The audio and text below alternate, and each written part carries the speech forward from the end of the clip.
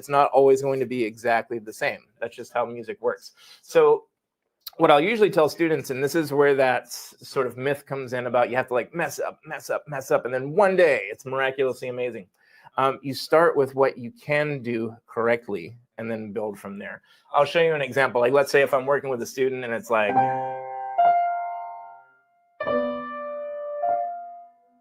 clearly it's not going to happen, hands together, even those two measures. What we can do is change the parameters to make it doable. So I can change these brackets. So let's say one thing we could do is do less music. So instead of doing 2 measures, we can do 1 measure. And then do that a bunch of times. And again. Now let's say that's too hard. Let's say just that 1 measure is hard. We could go down to 2 beats. If that's too hard, we can go down to 1 beat. That's one option.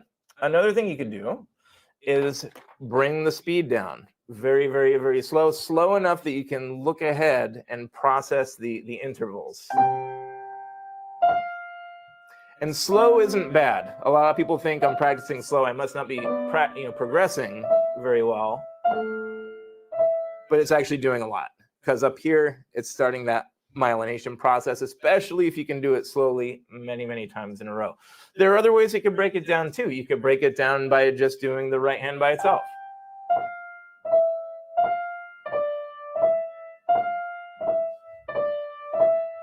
Do the left hand by itself.